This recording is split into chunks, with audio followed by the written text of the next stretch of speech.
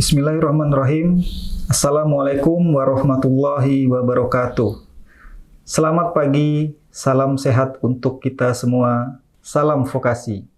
Bapak, Ibu, rekan dosen yang saya hormati, dan siapapun yang menyaksikan video ini dimanapun Bapak, Ibu berada. Perkenalkan, saya Revit Ruhibnur, dosen Politeknik Negeri Ketapang, tepatnya pada program studi Teknologi Informasi.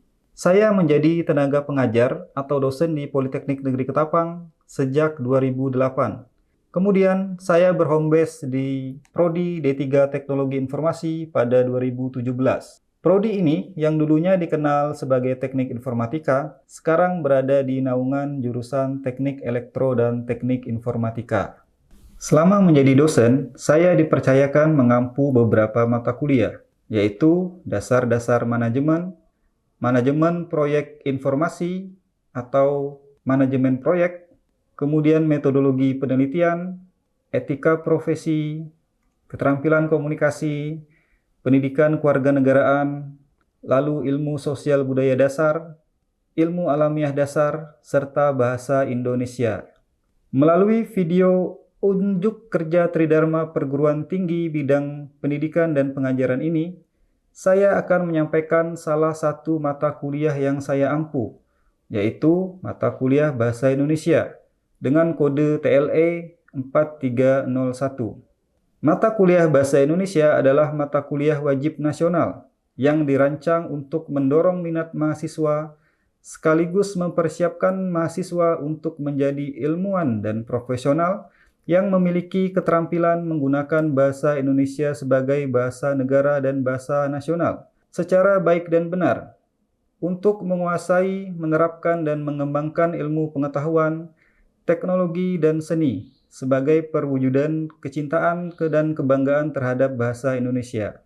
Mata kuliah ini berisi materi kebahasaan yang menunjang kompetensi mahasiswa dalam pemakaian ragam bahasa baku ilmiah untuk menulis karya ilmiah secara baik dan benar, sehingga dapat dijadikan sebagai pendukung utama mahasiswa dalam melaksanakan tugas keilmuan.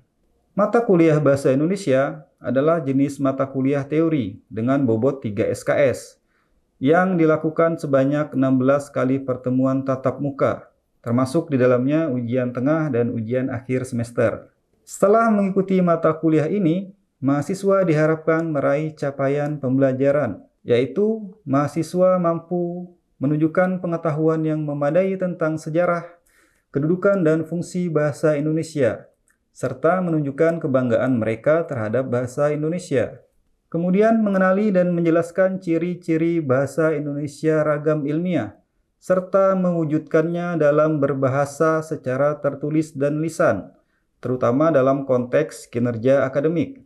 Kemudian mahasiswa mampu membuat penulisan berbagai bentuk karya ilmiah yang berupa makalah, artikel, dan laporan ilmiah.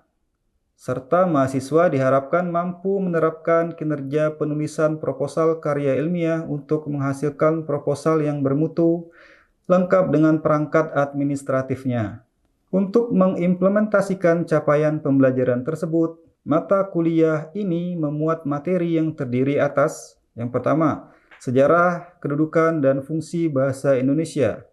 Yang kedua, ragam ilmiah, ejaan yang disempurnakan. Yang ketiga, ragam ilmiah pemilihan kata atau diksi. Yang keempat, ragam ilmiah kalimat efektif. Yang kelima, ragam ilmiah paragraf. Yang keenam, ragam ilmiah jenis karangan. Yang ketujuh, membaca kritis untuk menulis. Dan yang terakhir adalah penulisan karya tulis ilmiah. Materi-materi ini disusun berdasarkan hasil kajian literatur dari berbagai referensi. Misalnya, buku ajar mata kuliah wajib umum Bahasa Indonesia yang diterbitkan oleh Direktorat Jenderal Pembelajaran dan Kemahasiswaan Kementerian Riset, Teknologi, dan Pendidikan Tinggi Republik Indonesia. Di kelas, mahasiswa juga diwajibkan memiliki atau setidaknya Mereka mampu mengakses lampiran keputusan Kepala Badan Pengembangan dan Pembinaan Bahasa Kementerian Pendidikan, Kebudayaan, Riset dan Teknologi Republik Indonesia nomor 0424-I-BS-00.01-2022, yaitu tentang ejaan bahasa Indonesia yang disempurnakan. Selain itu, mahasiswa juga diwajibkan secara rutin mengakses situs web ejaan yang disempurnakan edisi kelima, serta Kamus Besar Bahasa Indonesia Daring dari Kemdikbud. Penyampaian materi ajar dalam mata kuliah Bahasa Indonesia saya lakukan melalui tatap muka di kelas ataupun melalui daring, yang biasanya dilakukan melalui platform digital seperti Zoom Meeting. Bahan pembelajaran yang berupa dokumen digital materi ajar akan saya sampaikan atau distribusikan sebelum materi dibahas. Dokumen-dokumen itu saya kirim melalui Sistem Informasi Akademik atau SIAKAD di Politeknik Negeri Ketapang ataupun melalui Google Classroom. Selain itu, saya juga mengakomodasi kebutuhan mahasiswa untuk berdiskusi di luar jam perkuliahan, baik itu yang terkait langsung dengan materi kuliah ataupun berupa informasi-informasi lain seputar perkuliahan. Yang ini biasanya kami lakukan melalui media WhatsApp Group, Google Classroom, ataupun surat elektronik atau email. Perkuliahan saya lakukan melalui beberapa metode, yaitu ceramah, diskusi interaktif, serta latihan dan umpan balik langsung. Selain itu, di kelas juga diterapkan metode studi kasus, dengan harapan mahasiswa dapat mengimplementasikan atau menerapkan konsep materi tertentu dengan kasus-kasus yang mereka temui dalam kehidupan nyata. Sistem penilaian pada mata kuliah ini dilakukan sesuai dengan RPS, yaitu dengan komponen penilaian presensi dengan bobot 10%, kemudian tugas 20%, UTS 30%, serta UAS 40%. Nilai diberikan berdasarkan ketercapaian indikator penilaian mahasiswa dalam kuis atau tugas-tugas yang diberikan, termasuk aktivitas tanya jawab di kelas, serta UTS dan UAS. Pengolahan nilai di Politeknik Negeri Ketapang dapat dilakukan melalui platform SIAKAD. Jadi, dosen pengampu mata kuliah diberikan akses dan dapat menginput nilai-nilai mahasiswa berdasarkan komponen-komponen penilaian yang telah ditetapkan. Kemudian, setelah nilai-nilai itu diolah, setiap mahasiswa dapat melihat nilai akhir mereka, termasuk nilai per komponennya melalui SIAKAD ini. Berikut ini adalah video rekaman pembelajaran saya ketika mengajar mata kuliah Bahasa Indonesia di kelas. Selamat menyaksikan. Teman-teman, sebelum kita mulai materi pada hari ini, mari kita berdoa menurut agama dan kepercayaan masing-masing. Berdoa mulai. Doa saya. Baiklah, terima kasih. Bismillahirrahmanirrahim. Selamat pagi. Assalamualaikum warahmatullahi wabarakatuh. Bagaimana kabarnya teman-teman semua? Sehat ya? Saya absen dulu ya. Irsyad Ustadi, Dwi Febriani, Ridho Hafaiz, Salman Hadi. Baik, pada pertemuan sebelum ini ya, kita sudah membahas tentang sejarah dan cikal bakal bahasa Indonesia serta kedudukan dan fungsi bahasa Indonesia. Ada yang masih ingat mengenai cikal bakal bahasa Indonesia atau sumber bahasa Indonesia? Atau bahasa mana sih yang merupakan asal dari bahasa Indonesia? Melayu mana? Tepatnya Melayu apa kemarin? Melayu apa? Melayu Riau ya. Tepatnya adalah Melayu Riau. Apa yang menyebabkan Melayu Riau itu dipilih atau menjadi cikal bakal bahasa Indonesia?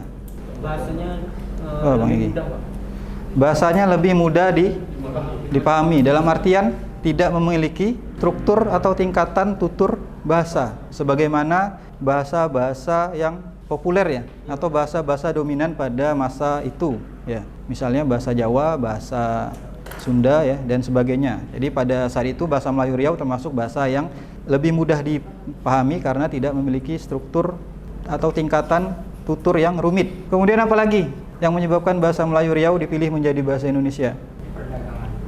Ya, termasuk lingua franca ya. Kenapa bahasa Indonesia dikenal sebagai lingua franca pada saat itu? Karena juga digunakan dalam bahasa-bahasa perdagangan.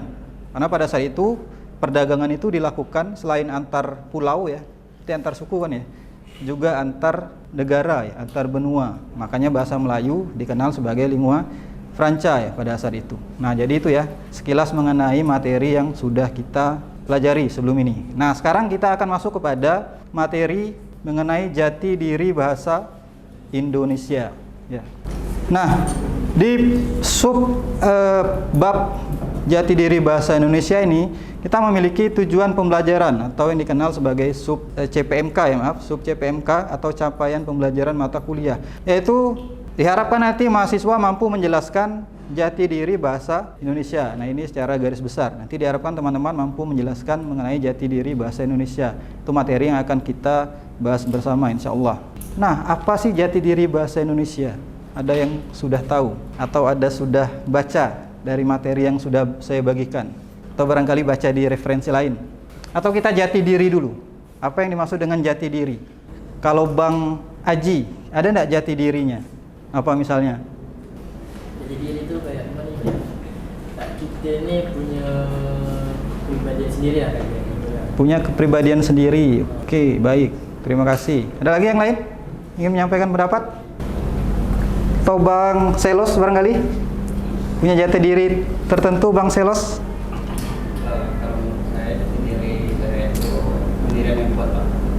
Punya pendirian yang kuat. Nah, baik, terima kasih. Jadi dari 3 pendapat ini, kira-kira apa jati diri? Misalnya antara Bang Aji tadi ya, kemudian Bang Panggih dengan Bang Selos, sama enggak nih jati dirinya? Berbeda-beda. Nah, kira-kira apa itu jati diri? Pendirian diri sendiri, kepribadian, apalagi kebanggaan. Terus selainnya sifat asli. Ada lagi? Nah, jadi jati diri itu adalah ciri ya. Ciri atau karakter atau tanda-tanda khusus yang dimiliki oleh sesuatu atau seseorang. Kalau dalam konteks kita membicarakan person ya atau manusia. Nah, jadi ciri-ciri atau tanda-tanda khusus ya atau karakter khusus yang terdapat pada sesuatu yang membedakan antara satu orang biasanya dengan orang lain. Baik itu berupa sifat maupun ciri-ciri fisik ya. Kalau fisik kan lebih mudah ya. Misalnya kalau Bang Egi rambutnya cirinya apa? Ikal gitu ya. Kalau Bang Alvin yang paling mudah apa? Berkacamata kan itu. Kecuali kalau membedakan Bang Rian dengan Bang Alvin karena sama-sama berkacamata. Kita lihat ciri yang lain ya. Misalnya rambut ya kan atau apa? Posturnya ya. Apakah berisi ya atau gempal atau langsing ya dan sebagainya. Nah, jadi kira-kira jati diri bahasa Indonesia ini apa? Banyak suku. Ya, kalau banyak suku berarti banyak bahasa. Nah, terus kita kembali lagi jati dirinya apa berarti? Bahasa Indonesia ya. Nah, ini kita tinggalkan dulu sejenak bahasa daerah. Nah, tapi ini adalah jati diri atau ciri bahasa Indonesia. Apa kira-kira jati diri bahasa Indonesia itu? Definisinya ya. Bukan jati dirinya, tapi definisinya dulu. Apa sih yang dimaksud dengan jati diri bahasa Indonesia? Ya, tinggal ikatkan kan. Tadi jati diri apa? Nah, ciri ya yang membedakan ya kan. Nah, kalau jati diri bahasa Indonesia? Karakteristik bahasa Indonesia. Oke, baik. Ada lagi? Melambangkan jiwa bangsa, Pak. Melambangkan jiwa bangsa. Baik, Bang Rizky itu tapi lebih kepada fungsi ya. Nah, fungsi bahasa Indonesia salah satunya itu ya. Apalagi? Definisi ya, ini masih bicara definisi. Belum ciri-cirinya. Tadi menurut Bang Irfan ya, Irfan Winanda adalah karakteristik gitu ya. Karakteristik atau sifat bahasa Indonesia. Nah, itu ciri-ciri umum atau kaidah-kaidah pokok tertentu yang membedakannya dengan bahasa-bahasa lain. Baik itu bahasa asing maupun bahasa daerah. Nah, ini menurut pendapatnya Mas Nur Muslih ya. Nah, jadi dengan ciri umum ini dapat dibedakan mana bahasa Indonesia dan mana bahasa asing ataupun bahasa daerah. Nah, ini definisinya. Nah, kalau ciri-cirinya apa sih? Atau jati dirinya bahasa Indonesia itu ada apa saja sih? Sebenarnya ada beberapa pendapat ya dalam beberapa referensi. Nah, tapi ini saya mengambil referensi dari Mas Nur Muslih ini. Dia mencirikan bahasa Indonesia ke dalam 5 hal. Yang pertama adalah bahasa Indonesia tidak mengenal perubahan bentuk kata untuk menyatakan waktu. Kemudian bahasa Indonesia tidak mengenal perubahan bentuk kata untuk menyatakan gender ya atau jenis kelamin. Kemudian bahasa Indonesia tidak mengenal perubahan bentuk kata untuk menyatakan jamak.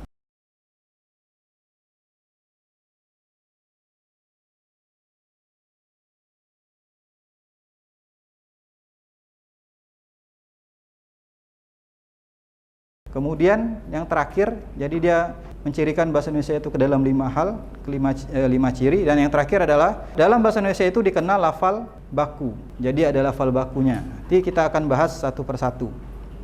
Nah, untuk lengkapnya kan teman-teman nanti bisa lihat di materi yang sudah saya bagikan di classroom. Nah, ini tadi ya, bahasa Indonesia tidak mengenal perubahan bentuk kata untuk menyatakan gender ya. Kemudian tidak mengenal juga perubahan bentuk kata untuk menyatakan jamak. Tidak mengenal juga perubahan bentuk kata untuk menyatakan waktu. Kemudian bahasa Indonesia mengenal lafal baku. Ya kan, berarti tidak terpengaruh ya, seharusnya tidak terpengaruh oleh lafal daerah. Kayak gimana sih tidak terpengaruh oleh lafal daerah? Nah, nantilah kita bahas contohnya ya. Nah, yang pertama, tidak mengenal perubahan bentuk kata untuk menyatakan gender.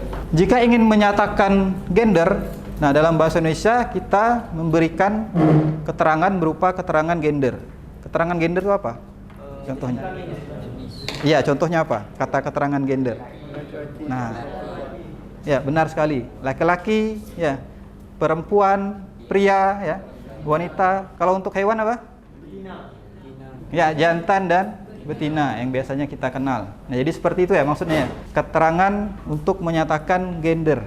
Nah, dalam bahasa Indonesia itu tidak ada perubahan kata yang berkaitan dengan gender. Jadi kalau untuk menyatakan gender dalam bahasa Indonesia diberikan keterangan pria atau wanita, laki-laki atau perempuan, atau penulis laki-laki atau sebaliknya, laki-laki penulis atau perempuan penulis. Bisa juga.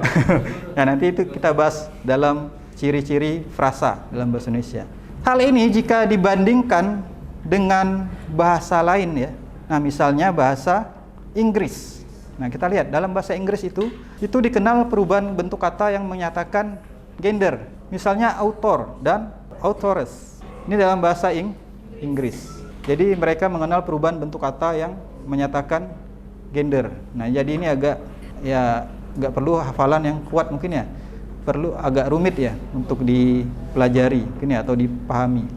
Begitu juga dengan bahasa Arab. Nah, kita ambil contoh ya bahasa Arab. Ini mungkin ada yang dulu di MAN ya atau dari pondok ya kan. Nah, contohnya tolib. Tolib ini artinya pelajar. Kemudian tolibani, tolibah. Nah, ini menyatakan gender ya. Tolib ini pelajar laki-laki pelajar ya. Kemudian tolibani ini menyatakan dua bahkan ya atau sekalian bentuk jamak. Nah, jadi ini dua bahasa besar ya yang termasuk juga dalam bahasa-bahasa yang resmi yang digunakan dalam forum internasional, misalnya Perserikatan Bangsa-Bangsa. Jadi bahasa Inggris dan bahasa Arab ini sudah digunakan dalam forum-forum internasional. Nah, jadi mereka mengenal struktur kata yang agak rumit gitu ya, yang mengenal perubahan-perubahan bentuk kata yang berkaitan dengan gender misalnya. Sedangkan dalam bahasa Indonesia tidak. Nah, itulah salah satu kemudahan bahasa Indonesia. Sampai di sini bisa dipahami? Bisa dilanjutkan? Oke. Kemudian yang kedua, bahasa Indonesia tidak mengenal perubahan bentuk kata untuk menyatakan jamak. Kalau dalam bahasa Indonesia dalam menyatakan jamak menggunakan kata keterangan apa? Ya, keterangan jamak ya. Macam-macam kan ya? Itu kata ganti ya, kata ganti jamak iya. Tapi keterangan menyatakan jamak apa misalnya? Nah, misalnya banyak ya. Banyak, beberapa ya. Segala, seluruh. Itu dalam bahasa Indonesia mengenal pola kata yang seperti itu. Jadi untuk menyatakan jamak menggunakan kata keterangan jamak. Paham maksudnya?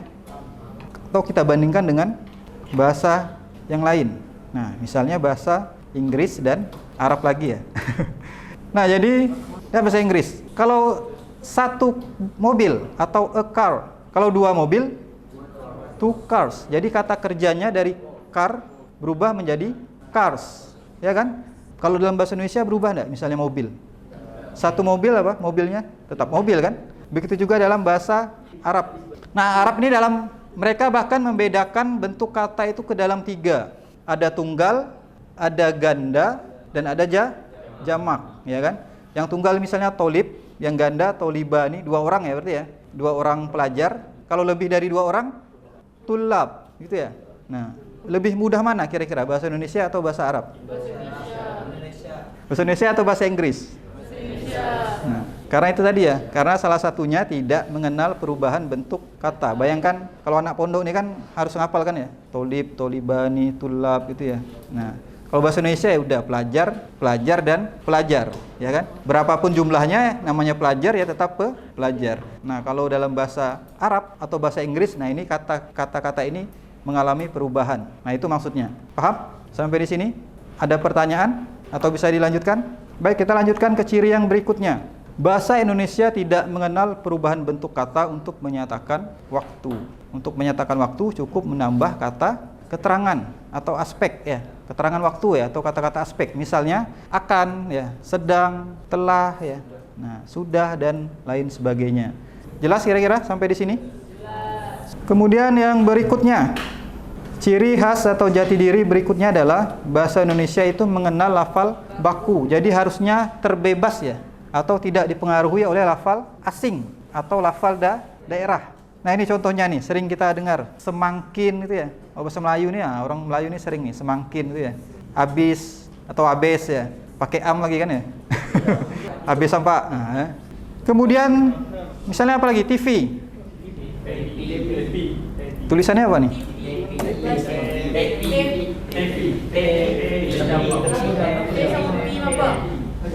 Walaupun ini singkatan kan ya?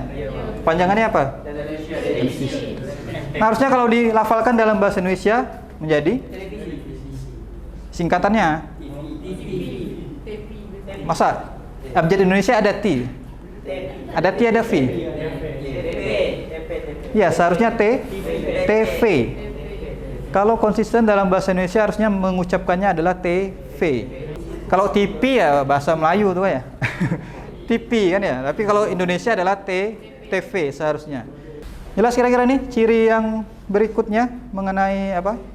Ciri yang terakhir ya, bahwa bahasa Indonesia itu mengenal lafal baku dan seharusnya tidak terpengaruh oleh lafal asing ataupun lafal daerah. Tapi memang ada semacam apa ya? Dilema ya atau problem dalam pelafalan bahasa Indonesia. Karena biasanya kamus yang kita kenal itu tidak ada kamus pelafalan kan ya. Beda dengan dalam bahasa Inggris misalnya. Bahasa Inggris itu ada kamus pelafalannya, ada vocabulary-nya. Bagaimana cara melafalkannya ya. Tapi dalam bahasa Indonesia itu tidak ada atau belum ada ya. Mudah-mudahan nanti ada. Bagaimana cara melafalkan. Sampai di sini jelas? Nah, faktanya bahasa Indonesia lebih mudah dipelajari dan diucapkan. Nah, kita lihat nih bahasa Inggris nih. Ada sentence atau kalimat dalam bahasa Inggris ya. 3 nenek sihir melihat 3 arloji merek Swatch. Nenek sihir mana yang melihat arloji merek Swatch? Ini kalau dalam bahasa Indo. Mudah nggak kira-kira melafalkannya? Paling kita ribet di Swatch ya. Tapi selebihnya mudah. Bayangkan nih, kalau lihat bahasa Inggrisnya. Ada yang mau coba melafalkan bahasa Inggrisnya dari kalimat ini? 3 nenek sihir melihat 3 arloji merek Swatch. Nenek sihir mana yang melihat arloji merek Swatch? Ada nggak yang mau coba? Coba. Nanti saya berikan bahasa Inggrisnya. Teman-teman tinggal baca. Bahasa Inggris yang benar akan saya berikan. Ada nggak yang mau coba? Bang Rido ya, coba ya. Yang lain ya. Ini saya berikan bahasa Inggrisnya. Perhatikan ya, Bang Rido akan melafalkan kalimat ini dalam bahasa Inggris. Nah, silakan. Which what?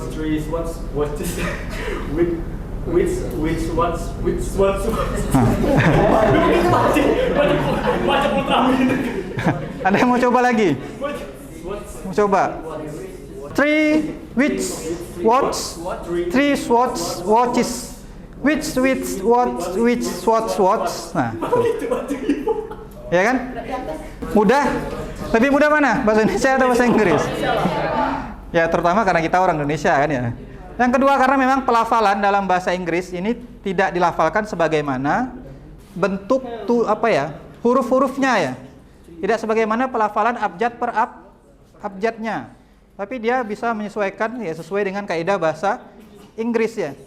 Jadi apa? Bersyukurlah akan kemudahan bahasa Indonesia ya. Bagaimana cara bersyukur nih? Bagaimana cara bersyukur akan kemudahan bahasa Indonesia? Nah, gimana cara bersyukurnya kira-kira? Pak Bang Dedi? Sering menggunakan ya, atau membiasakan menggunakan bahasa Indonesia, terutama dalam,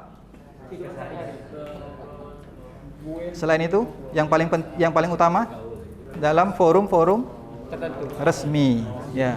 Apalagi udah jadi pejabat ya. Nah, jadi pejabat, nanti kalau Bang Dedi jadi bupati jangan sampai tidak menggunakan bahasa Indonesia. Kalau dia menggunakan bahasa Melayu dalam forum resmi, nanti kita turunkan sama-sama dia. Apalagi caranya bersyukur? Selain menggunakan bahasa Indonesia, ya, tentu kita bangga terhadap bahasa Indonesia. Kemudian memperkenalkan bahasa Indonesia kalau bisa ya. Kalau teman-teman nanti ada pertukaran pelajar internasional ya, nah perkenalkanlah bahasa Indonesia. Nah ini ada pesan dari apa? Ini Badan Bahasa ya.